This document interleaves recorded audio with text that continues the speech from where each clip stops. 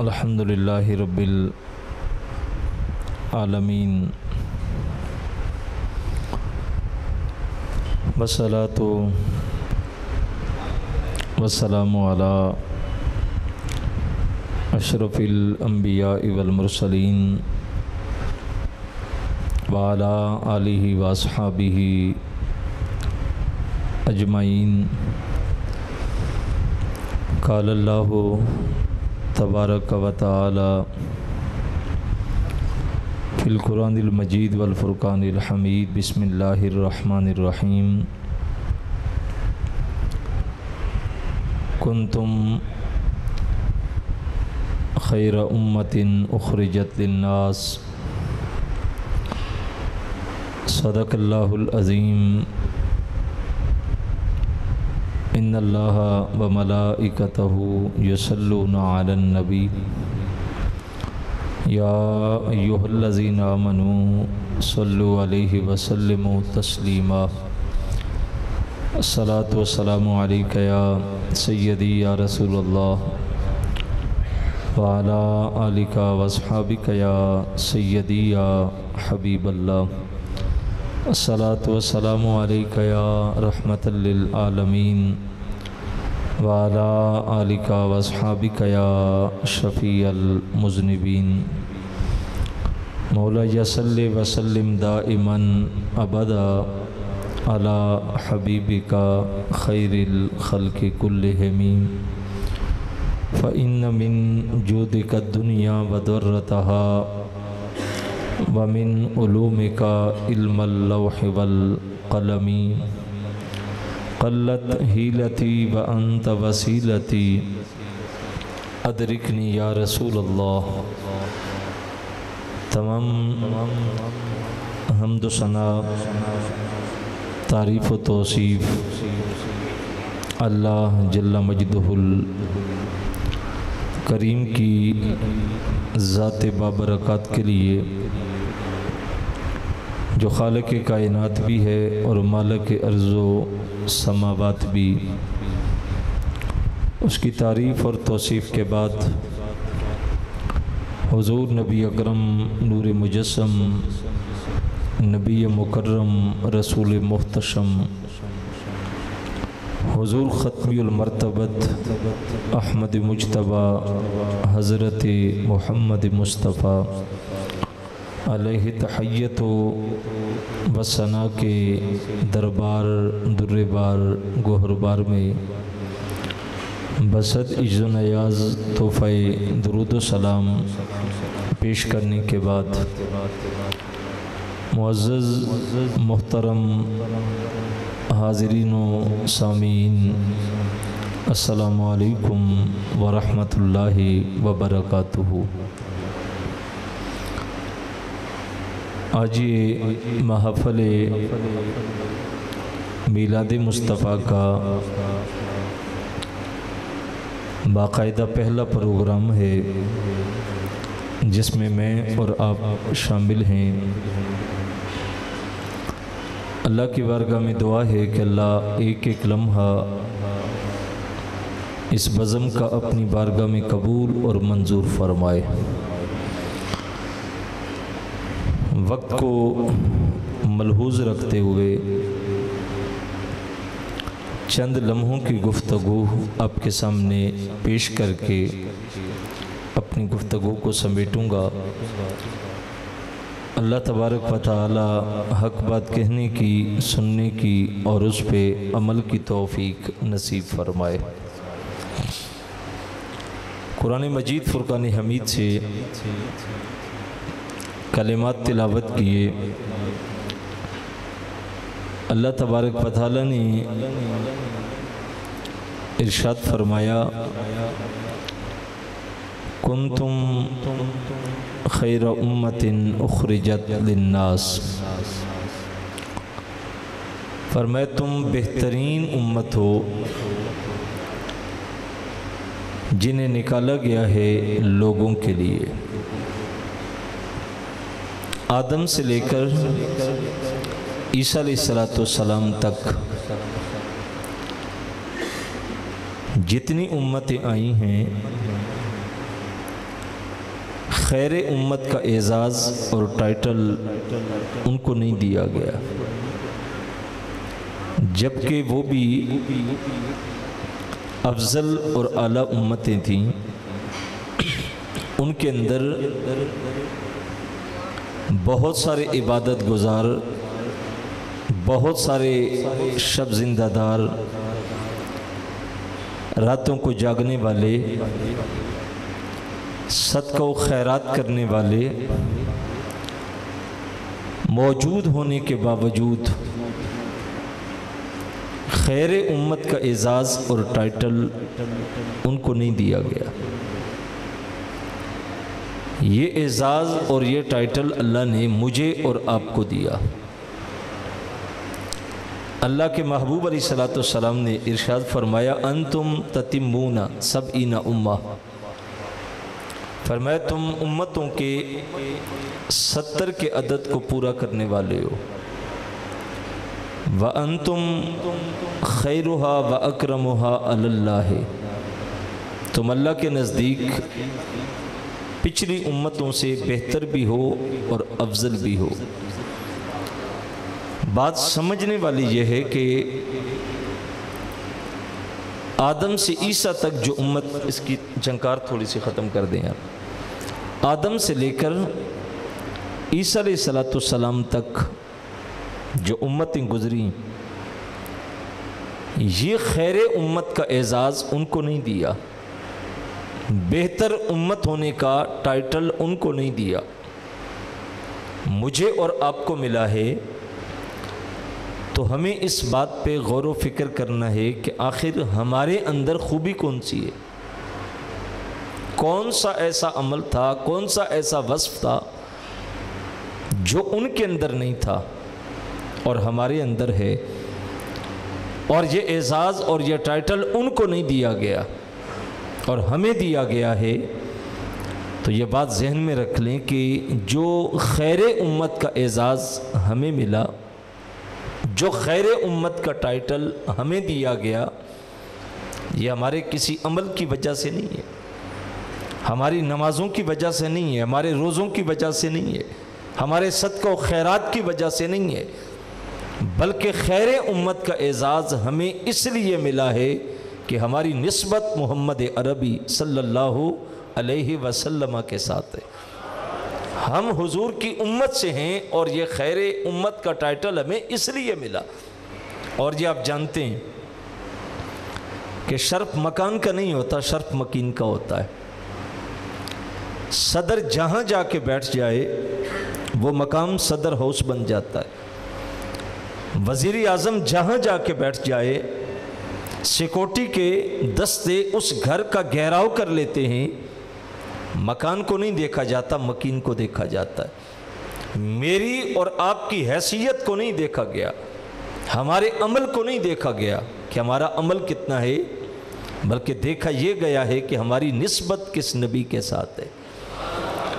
چونکہ آقا علیہ الصلوۃ والسلام نبیوں کے امام ہیں، نبیوں کے سردار ہیں، اللہ کے محبوب ہیں، تو ہمیں اعزاز جو دیا گیا، خیر امت کا جو ٹائٹل دیا گیا، یہ ہمارے عمل کا نتیجہ نہیں ہے، نسبت مصطفیٰ کا کمال ہے۔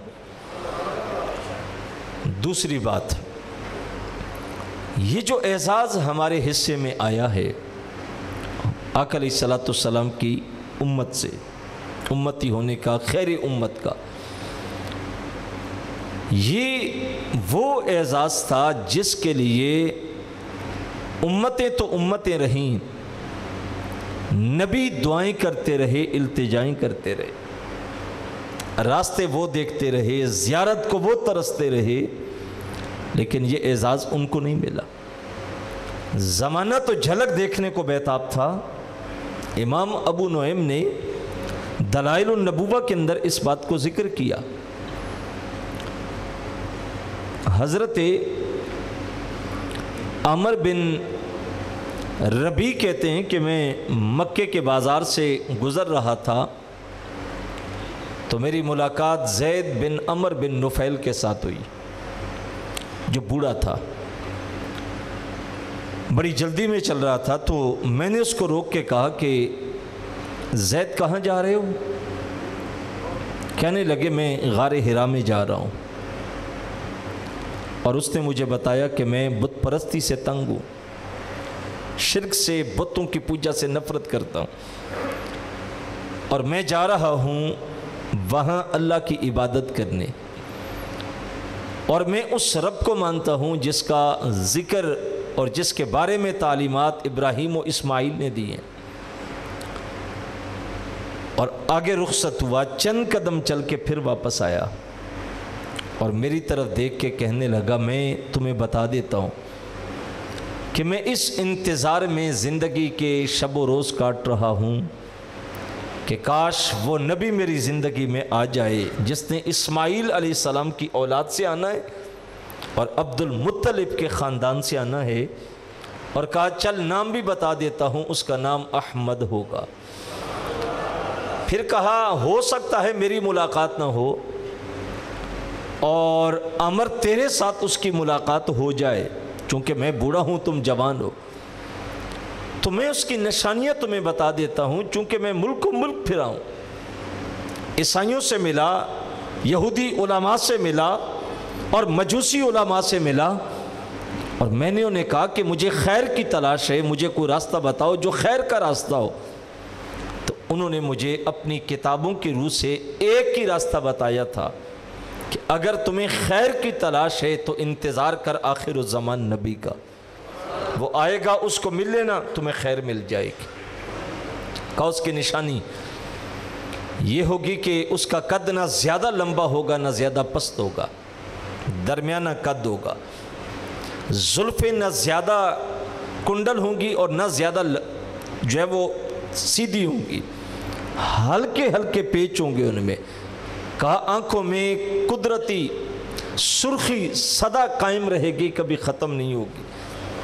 ایک نشانی یہ ہوگی کہ مہر نبوت اس کے دونوں کندھوں کے درمیان پشت پہ ہوگی، اور کہا وہ پیدا مکے میں ہوگا، پھر مکے والے اس کو نکالیں گے تو پھر وہ مدینے جائے گا۔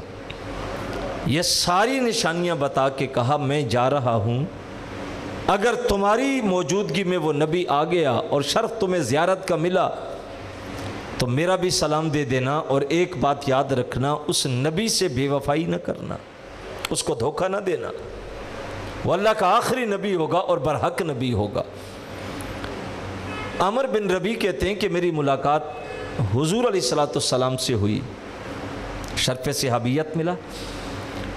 ایک دن حضور کی بزم سجی تھی کہ ہم بیٹھے باتیں کرتے کرتے مجھے یاد آیا تو میں نے حضور سے ذکر چھڑا کہ حضور آپ کا ایک عاشق گزرا ہے جس کا نام زید بن عمر بن نفیل تھا، اور اس نے مجھے آپ کی یہ نشانیاں بتائیں اور آپ کی ذات کے ساتھ اس کا تعلق شروع سے جڑ چکا تھا۔ تو اللہ کے رسول صلی اللہ علیہ وسلم نے مسکرا کے فرمایا عامر میں اب بھی زید کو جنت کی وادیوں میں ٹہلتا ہوا دیکھ رہا ہوں کہ وہ جنت میں۔ زمانہ حضور کی علامتیں جانتا تھا، راستے دیکھ رہے تھے، بلکہ اس سے بھی آگے چلیں تو کتب میں آتا ہے کہ یمن کا بادشاہ تھا جس کا نام طب اول تھا، اس نے دنیا کا چکر کاٹنا چاہا اپنی رعایا کا، تو یہ کوئی معمولی بادشاہ نہیں تھا، اس نے اس وقت اپنے ساتھ 12,000 علماء ان کتابوں کے اپنے ساتھ لیے، 1,30,000 افراد اس کے ساتھ سواریوں پہ تھے جو ساتھ ساتھ چلتے تھے، 1,13,000 اس کے ساتھ پیدل دستے تھے جو ان کی حفاظت کے لیے مامور تھے، بادشاہ کی خدمت کے لیے۔ اور اس نے چکر کاٹتے کاٹتے مختلف علاقوں سے گزرتا تو لوگ نکل کے ملاقات کرتے، زیارت کرتے، استقبال کرتے، لیکن چلتے چلتے جب بادشاہ اور اس کا قافلہ مکہ المکرمہ کے قریب سے گزرا تو اس نے دیکھا کہ اس بستی سے کوئی بندہ بھی ملاقات کو نہیں آیا۔ بڑا حیران ہوا کہ جہاں سے گزرا اتنا بڑا قافلہ گزرے اور لوگ دیکھنے نہ آئے، تو اس نے خادم سے کہا کہ معلومات دو کہ اس شہر کے لوگ دیکھنے کیوں نہیں آئے۔ تو اس کو خبر دی گئی کہ اس شہر کے اندر اللہ کا گھر ہے جس کو کعبۃ اللہ کہتے ہیں، اور سارے لوگ علاقوں کے اس کعبے کی زیارت کرنے آتے ہیں، تو بھلا کعبے کو چھوڑ کے تیری زیارت کو کون آئے گا؟ بادشاہ تھا، دل میں ارادہ کیا کہ میں کعبۃ اللہ کو مسمار کر دیتا ہوں تاکہ رکاوٹ نہ بنے میرے درمیان۔ جو ہی ارادہ کیا آسمان سے عذاب آیا، آنکھوں سے ناک سے خون بہنے لگا اور بدبو پھیل گئی۔ اس کے ساتھ جو طبیبوں کی جماعت تھی انہوں نے اپنے علم کے مطابق، طب کے مطابق اس کو دوائیاں دی، اور جو علاج کرتے ہیں تو وہ مرض بڑھتا جا رہا ہے۔ بادشاہ بڑا پریشان ہوا، کوئی قریب کھڑے ہونے کو تیار نہیں، بدبو پھیل رہی ہے۔ وہ جو علماء کا وفد تھا اس کے 12,000 کا، ان کا جو سردار تھا اس کو بلا کے بادشاہ کہنے لگا تو اپنے علم کے ذریعے میرا علاج کر۔ اس عالم نے غور و فکر کر کے کہا بادشاہ آپ کا جو مرض ہے وہ آسمانی ہے اور جو علاج ہے وہ زمینی ہو رہا ہے، تو ظاہر شفا تو نہیں ملے گی۔ اگر علاج اور مرض آسمانی ہے تو علاج بھی آسمانی ہونا چاہیے۔ اس نے کہا بتا کیا کروں؟ اس نے کہا آپ نے کوئی برا ارادہ کیا ہے؟ تو بادشاہ کہنے لگا کہ ہاں میرے دل میں نیت پیدا ہوئی اس گھر کو مسمار کرنے کی۔ تو اس عالم نے کہا کہ یوں کر کے توبہ کر، اس نیت سے توبہ کر لے تو ٹھیک ہو جائے گا۔ اس نے فوراً توبہ کی تو اللہ نے عذاب اٹھا لیا۔ اس نے اس عالم کو لیا اور کہا چل اس گھر کی زیارت ہم بھی کریں جو گھر اللہ کی بارگاہ میں اتنا مقرب ہے۔ جا کے کعبۃ اللہ پہ غلاف چڑھایا، وہاں جو خدمتگار تھے ان کو کپڑے دیے، رقم دی، خدمت کی، اور واپس آ کے علماء سے کہا چلو آگے چلتے ہیں۔ مکے سے گزر کے یہ قافلہ جب آگے بڑھا تو یثرب کی وادی آئی، یہاں پڑاؤ کیا تو اس نے ایک منظر دیکھا کہ علماء یثرب کی مٹی کو اٹھا کے سونگ رہے ہیں۔ حیرت میں ڈوب کے کہا اس کو زمانہ یثرب کہتا ہے، بیماریوں کا گھر کہتا ہے، اور تم اس کو چوم رہے ہو اور سونگ رہے ہو، اس مٹی میں کیا ہے؟ وہ علماء کہنے لگے ہم نے اپنی کتابوں میں پڑھا، اپنے بڑوں سے سنا کہ نبی آخر الزمان صلی اللہ علیہ وسلم جب تشریف لائیں گے تو ان کا مسکن یہ مٹی بنے گی، لہٰذا ہمیں اس مٹی سے اس نبی کی خوشبو آ رہی ہے۔ پڑھاؤ کیا، آگے چلنے کا حکم دیا تو علماء نے معذرت کی، کہا ہم آگے نہیں جائیں گے۔ اس نے کہا سرسبز و شاداب وادیاں دیکھی، اچھے خطوں سے گزر کے آئے، یہ تو یثرب ہے، بیماریوں کا گھر ہے، اور تم یہاں ٹھہرنا چاہ رہے ہو؟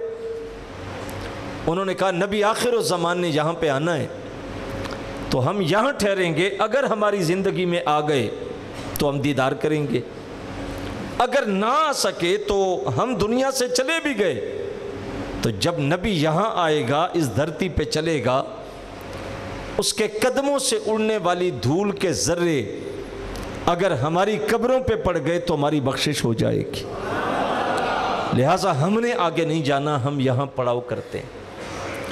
اس نے 12,000 علماء کے لیے گھر بنائے، ایک گھر درمیان میں ان 12,000 علماء کا جو سردار تھا اس کے لیے بنایا، اور ایک گھر اس کے ساتھ ڈبل سٹوری دوسرا بنایا۔ علماء سمجھے کہ شاید بادشاہ خود بھی انتظار میں بیٹھنا چاہتا ہے، اپنے لیے ڈبل سٹوری مکان بنایا۔ جب پوچھا گیا تو بادشاہ نے کہا نہیں، یہ مکان تمہارے ہیں، درمیان والا مقام سردار کا ہے، اور ڈبل سٹوری مقام اس آنے والے نبی کا ہے جس نے آنا ہے۔ وہ مکان بنایا، پھر خط لکھا، اور اس میں لکھا کہ یہ خط کم ترین طب اول کی طرف سے نبی آخر الزمان کے نام ہے جس نے آنا ہے۔ اپنی غلامی کا عہد کیا، حضور کی ذات پہ ایمان، حضور کی کتابوں پہ ایمان، کتاب پہ ایمان، اور پھر سلام عرض کر کے یہ خط اس عالم کو دے کے کہا پاس رکھو، اگر تیری موجودگی میں وہ نبی آیا تو دے دینا، ورنہ اپنی نسلوں میں اس کو منتقل کرتے چلے جانا۔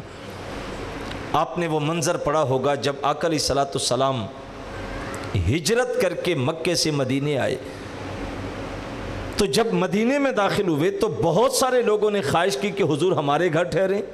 لوگوں نے گھر سجا رکھے تھے، کہیں سے حضور گزرتے تو آواز آئی حضور ہماری تعداد قبیلہ بہت بڑا ہے، آپ آ جائیں، کوئی حملہ آور ہونے آئے گا تو ہم آپ کا دفاع بھی کریں گے، آپ کی پشت پہ اتنے لوگ کھڑے کریں گے۔ کہیں سے آواز آتی یہاں آپ کے ننیال ہیں، ماموں کے گھر ہیں، حضور یہاں آئیں۔ اور کچھ نے تو یہاں تک کیا کہ اس ڈاچی کو چارہ دکھایا کہ ہو سکتا ہے ڈاچی چارے کے لیے آ کے ہمارے گھر کے سامنے بیٹھ جائے۔ لیکن جانتے ہو وہ ڈاچی کس گھر کے سامنے بیٹھی؟ حضرت ابو ایوب انصاری کے گھر۔ دراصل اس عالم کی نسل سے جس کے پاس رسول اللہ کا خط تھا، اس نسل سے حضرت ابو ایوب انصاری رضی اللہ تعالی عنہ تھے۔ آپ کتب سیرت کو پڑھیں، سیرت نگاروں نے لکھا ہے حضور جب مدینے میں آ کے ٹھہرے تھے تو جس مکان میں ٹھہرے تھے وہ ڈبل سٹوری تھا۔ پہلے حضور اوپر ٹھہرے اور حضرت ابو ایوب انصاری نیچے تھے، اور جب لوگ ملنے کے لیے آتے اوپر جاتے تو حضور فرمایا تمہاری فیملی کو تکلیف ہوتی ہے لہٰذا تم اوپر آ جاؤ، ہم نیچے ٹھہرتے۔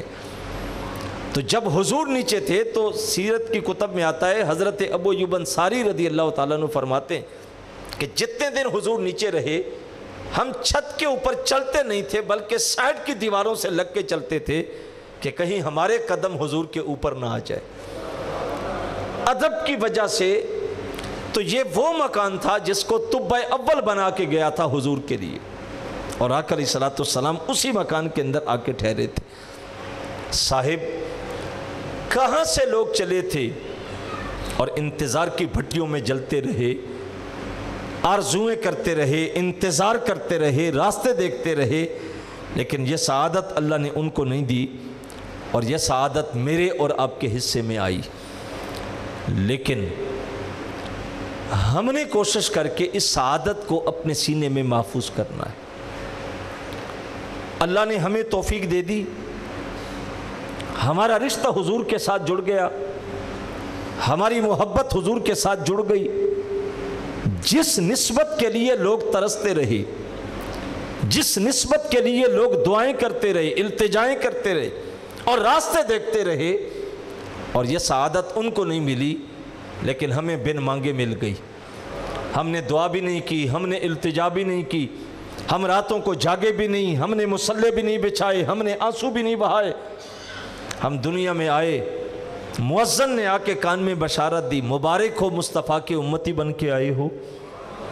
ہم ساری زندگی بھی اس سعادت کا شکر ادا کرتے رہیں تو حق شکر ادا نہیں کر سکتے، لیکن یہ سعادت اگر مرتے دم تک ہمارے سینے سے قائم رہی اور اس سعادت سے ہم جڑے رہے تو ہمارے لیے باعث برکت ہوگا، اور اگر ہم اس سعادت کو کھو بیٹھے اور محروم ہو گئے تو پھر نہ دنیا کے اندر خیر اور نہ آخرت کے اندر خیر ہے۔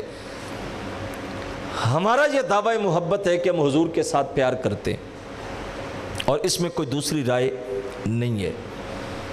مغربی دنیا اس وقت جو مسلمانوں کے خلاف ہے اس کی وجہ بھی یہ ہے کہ وہ سمجھتے ہیں کہ ان کے اندر جو اصل پاور اور قوت ہے وہ عشق رسول کی گرمی ہی ہے۔ انہیں نبی سے دور کر دو گے تو ان کی گرمی ختم ہو جائے گی۔ اور اقبال نے کہا تھا کہ جب انہوں نے بدر میں احد میں دیکھا کہ یہ کمزور سے مسلمان، تلوار نہیں، ٹوٹی ہوئی زہر میں بجھنے والی، کھانے کو کچھ نہیں، تن پہ لباس پورا نہیں، شہداء کے کفن کے لیے کپڑا میسر نہیں، لیکن اس کے باوجود انہوں نے دیکھا جب میدان میں اترتے ہیں تو پھر چھکے چھڑا دیتے ہیں دشمن کی۔ تو انہوں نے کہا اس کے پاس پاور کون سی ہے، طاقت کون سی ہے جس طاقت کے بل بوتے پہ لڑتے ہیں۔ تو اقبال نے اس کو اپنے لفظوں کا جامع دیتے ہوئے کہا کہ انہوں نے کہا تھا کہ وہ فاقہ کش جو موت سے ڈرتا نہیں ذرا، روح محمد اس کے بدن سے نکال دو۔ کہا اس کے اندر محمد عربی کی محبت کی روح ہے، جب تک وہ نہیں نکلے گی مسلمان کبھی بھی مار نہیں کھائے گا۔ جب وہ نکل جائے گی اس کو نکالنے کے لیے حربے استعمال کیے گئے، وگرنہ ایک تاریخ تو تھی نا، جب مسلمہ کذاب کے سامنے ایک صحابی رسول کو پکڑ کے لایا گیا اور اس نے پوچھا کہ بتا میں کون ہوں، تو اس صحابی نے کان پہ ہاتھ رکھ کے کہا میں سنتا نہیں ہوں، مجھے آواز ہی نہیں آتی، سنائی نہیں دیتی۔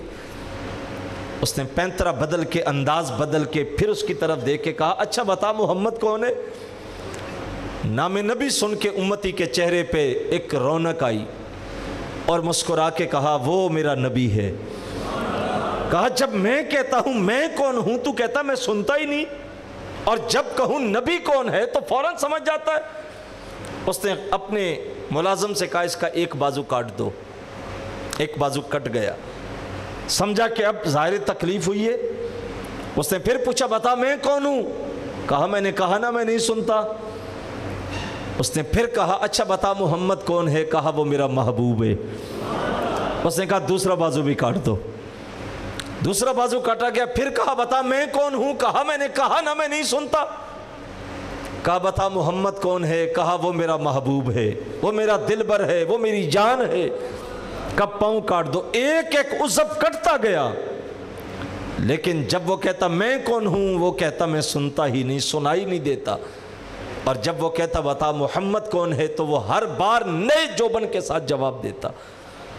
تو یہ جوبن اور جذبہ امتی کا ہے تو صحیح نبی کے ساتھ۔ بلکہ میں نے پڑھا ہے کہ ایک شاعر گزرا ہے جوش ملی آبادی، شاعر تھا لیکن شراب کا عادی تھا اور بڑا اس کا نام تھا، تو اس کی بزم لگی ہوئی تھی تو شراب کے نشے میں تھا۔ تو کسی نے اس سے سوال کر کے پوچھا کہ جوش یہ بتا کہ تیرے سامنے غالب کا مقام کتنا ہے، جو بڑا شاعر تھا۔ تو جوش ملی آبادی نے جرابیں اتار کے رکھی ہوئی تھیں، تو سوال کرنے والے سے کہا کہ وہ میری جرابیں پڑی ہیں ان کو جھاڑ، ان سے جو خاک کے ذرے اڑیں گے نا باریک باریک مہین، بس سمجھ لے کہ ان ذروں سے غالب بنتا ہے، میرے اور غالب کے درمیان اتنا فرق ہے۔ تو وہاں ایک قادیانی بیٹھا ہوا تھا، اس سمجھا کہ اس وقت جوش ملی آبادی نشے میں ہے، شراب میں مست ہے، تو کیوں نہ اس سے کوئی ایسا جملہ نکلوا لیا جائے اس کے نبی کے بارے میں جس کو بعد میں لوگوں کے سامنے پیش کیا جائے۔ تو اس نے آگے بڑھ کے کہا کہ جوش یہ بتا کہ محمد عربی کے بارے میں تیرا کیا خیال ہے؟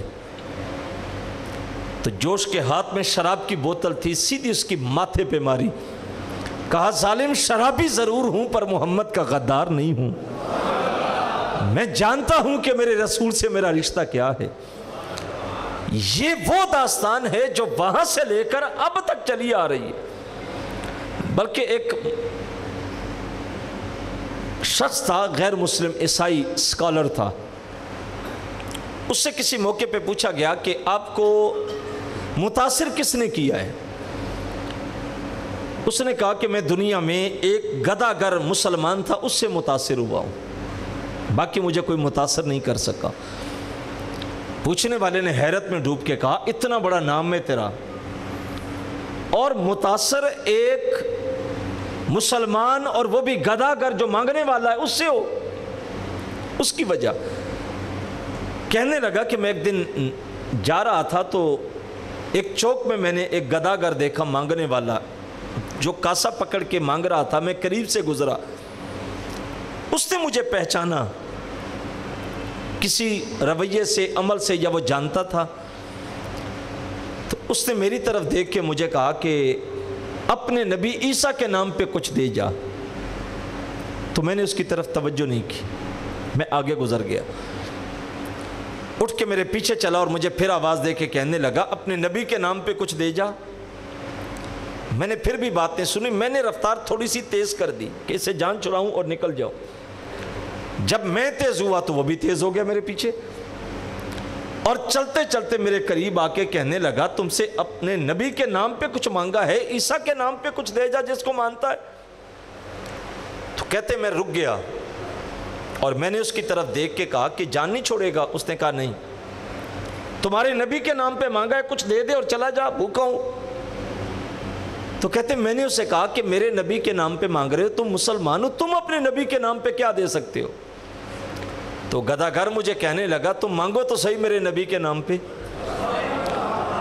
تو میں نے سوچا اس سے میں مانگوں تو کیا مانگوں، گداگر ہے تو اس کے پاس وہ جو کاسا تھا جس میں چندہ اکٹھا کر رہا تھا مانگ کے، تو میں نے کہا گداگر کی کل کائنات تو یہ کاسا ہی ہے۔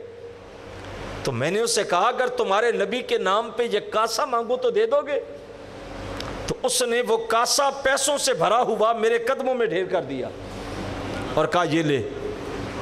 میں بڑا حیرت میں ڈوب گیا کہ ایک مانگنے والا شخص ہے، سارا دن سوال کرتا ہے، اور ایک لمحے میں سارا اکٹھا کیا ہوا مال کاسے ساتھ میرے قدموں میں ڈھیر کر دیا۔ میں نے اسے کہا کہ نہیں اٹھا واپس لے لے۔ تو وہ مستی میں واپس پلٹا اور میری طرف دیکھے بغیر کہا ہم نبی کے نام پہ دے کے واپس نہیں لیتے۔ اور بھائی یہ وہ رشتہ اور وہ محبت کا تعلق ہے جو امتی سے نبی سے کبھی کمزور نہیں ہوگا۔ یہ مغرب کی بھول ہے کہ وہ ٹیڑھی میڑھی لکیریں بنا کے کہے کہ یہ نبی کے خاکے ہیں، اور وہ سمجھ لے کہ شاید اس وجہ سے امتی کا نبی سے رشتہ کمزور ہو جائے گا۔ میں کہتا ہوں یہ اس کی بھول ہے۔ چند دنوں کے فاصلے پہ 12 ربیع الاول کی سہانی گھڑیاں آنے والی ہیں، جن گھڑیوں کی جھرمٹ میں میرے مصطفیٰ نے زمین پہ قدم رکھا تھا، حضور تشریف لائے تھے، کائنات کو حضور نے شرف بخشا تھا۔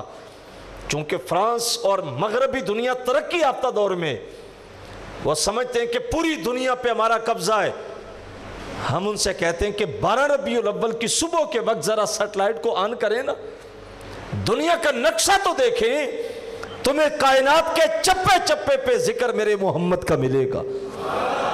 اور یہ ذکر مٹنے کے لیے نہیں آیا، یہ رب کا وعدہ ہے وَلَلْآخِرَةُ خَيْرٌ لَكَ مِنَ الْأُولَى۔ محبوب ہر آنے والی گھڑی تیرے ذکر کے ڈنکے بجاتی ہوئی آئے گی۔ لوگ کہتے ہیں نا، بس اوقات کہتے ہیں یار پچھلے سالوں میں تو ایسا میلاد کوئی نہیں مناتا تھا، ہر سال آنے والا بڑھ کے آ رہا ہے۔ ہم کہتے ہیں اس لیے بڑھ کے آتا ہے کہ رب کا وعدہ ہے، محبوب ہر آنے والی گھڑی تیرے ذکر کے لیے پچھلی گھڑی سے بہتر ہوگی۔ جو آج ہے نا وہ کہہ رہے ہیں کہ ہم نے یہ پیچھے نہیں دیکھا تھا، اس کے 10 سال بعد جو آئیں گے وہ کہیں گے ہم نے 10 سال پہلے یہ نہیں دیکھا تھا، چونکہ رب کا وعدہ ہے اور اس ذکر کی کیفیت نے بڑھتے چلے جانا۔ اس لیے نبی کے ساتھ جو امت کا رشتہ ہے وہ قائم ہے، وہ کبھی ٹوٹنے کے لیے نہیں بنا اور نہ ٹوٹے گا۔ لیکن ہمیں یہ کرنا ہے کہ اس غلامی کو ہم نے اپنے اندر سنبھال کے رکھنا ہے۔ اگر یہ قائم رہا، کچھ عمل شریعت کے اندر ایسے ہیں اگر وہ بندہ کر لے تو نبی کے ساتھ امتی کا رشتہ کمزور ہو جاتا ہے اور ٹوٹ جاتا ہے۔ اس کی میں مثال آپ کے سامنے رکھ کے ایک دو باتیں عرض کر کے اختتام کرتا ہوں۔ ٹائم غالباً جو آپ کا اختتام کا ہے وہ قریب ہو چکا ہے۔ حدیث میں آتا ہے حضور علیہ السلام تشریف فرما ہے۔ اس سے ہم اس واقعہ سے پھر ہم آگے بہت کچھ اخذ کر سکتے ہیں۔ حضور تشریف فرما ہے، ایک شخص بارگاہ رسالت مآب میں آیا، حضور کے سامنے بیٹھ کے کہا حضور السلام علیکم۔ حضور نے جواب نہیں دیا، حضور نے اپنا چہرہ پھیر لیا۔ وہ سمجھا کہ شاید اتفاقاً حضور نے چہرہ پھیرا ہے۔ وہ وہاں سے اٹھ کے پھر سامنے آ کے بیٹھا، کہا السلام علیکم یا رسول اللہ۔ حضور نے پھر جواب نہیں دیا، پھر اپنا چہرہ دوسری طرف کر لیا۔ وہ سمجھا شاید یہ بھی اتفاقی طور پہ ہو گیا، پھر سامنے آ کے بیٹھا، کہا السلام علیکم یا رسول اللہ۔ حضور نے پھر چہرہ پھیرا۔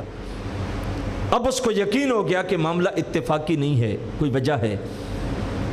جو پاس صحابہ بیٹھے تھے ان کی طرف دیکھ کے اشارے سے پوچھا تو انہوں نے کہا تیرے ہاتھ میں سونے کی انگوٹھی ہے، اور اللہ کے نبی نے مردوں کے لیے سونا منع کیا ہے، حرام کیا ہے۔ جب حرام کام کر کے آؤ گے تو نبی سلام کا جواب نہیں دے گا۔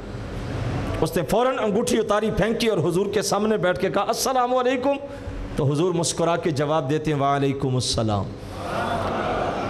اس سے ہم سمجھ سکتے ہیں کہ کچھ عمل ایسے ہیں، کچھ گناہ ایسے ہیں کہ اگر امتی اپنا لیتا ہے تو نبی اس سے چہرہ پھیر لیتا ہے۔ 3 چیزیں میں آپ کے سامنے رکھتا ہوں۔ دیکھیں، محبت کا وہ انداز قابل قبول ہے جو ہمیں شریعت اسلامیہ نے دیا ہے۔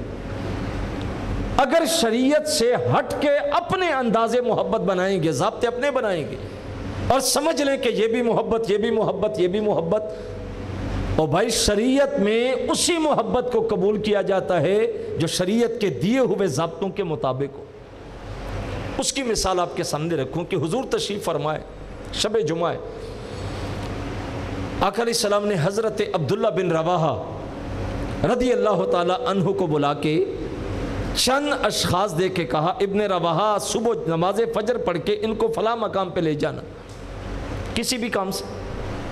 حضور نے حکم دیا، صبح ہوئی تو جمعہ کا دن تھا، فجر کی نماز پڑھی، عبداللہ بن رواحہ رضی اللہ تعالی عنہ نے ان لوگوں کو جمع کر کے کہا سواریاں پکڑو اور نکل جاؤ، میرے پاس تیز رفتار سواری ہے، جمعہ کا دن ہے، تو میں چاہتا ہوں کہ جمعہ حضور کے ساتھ پڑھوں، خطاب سنوں، زیارت کروں، ملاقات کروں، اور پھر تیز رفتار سواری پہ سوار ہو کے تمہارے ساتھ مل جاؤں گا، تم پہلے چلے جاؤ، میں جمعہ پڑھ کے آؤں گا۔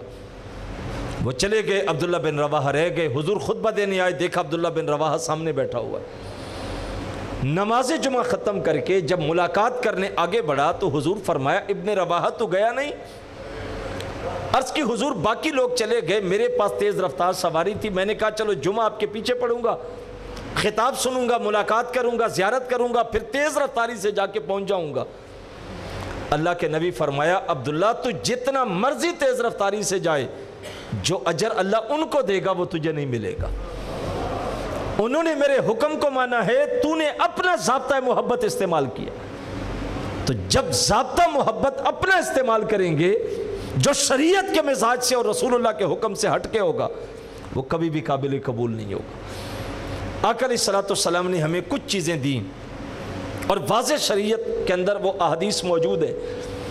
حضور فرماتے ہیں اگر یہ عمل کرو گے تو میرا تمہارا تعلق ختم ہو جائے گا، لیکن اس میں علماء نے اس کے اوپر کلام کیا کہ اس تعلق ٹوٹنے کا مطلب یہ نہیں کہ بندہ اسلام سے خارج ہو کے کافر ہو جاتا ہے، نہیں، اس کا مطلب یہ کہ حضور فرماتے ہیں کہ ہمارے راستے پہ نہیں، ہمارے طریقے پہ نہیں، ہماری سنت پہ نہیں، ہماری رضا والے راستے پہ نہیں ہے، اور یہ اظہار بیزاری ہے، اظہار ناراضگی سمجھ لیں۔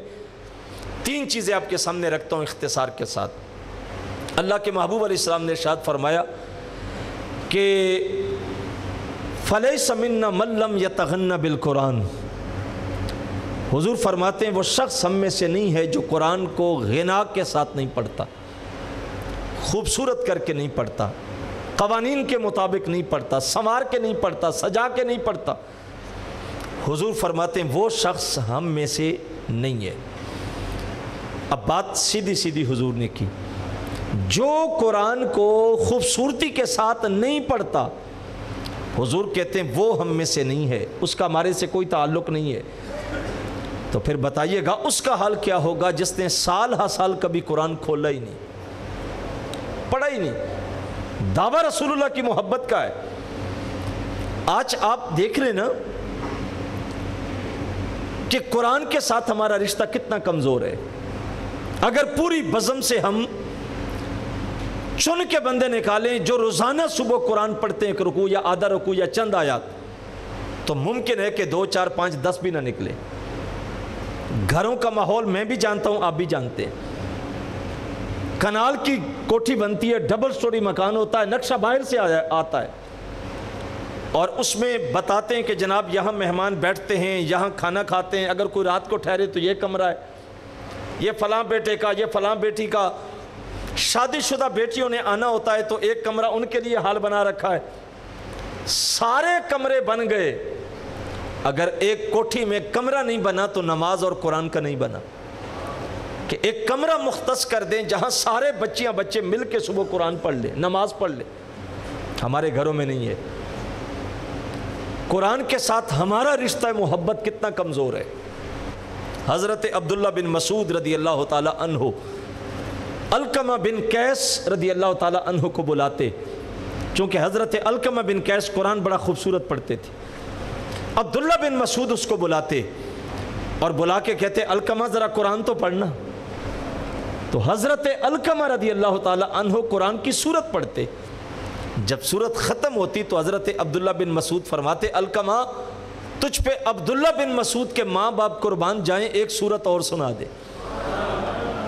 وہ سننے کے عادی تھے۔ ہمارا حال پتہ ہے کیا ہوتا ہے رمضان میں؟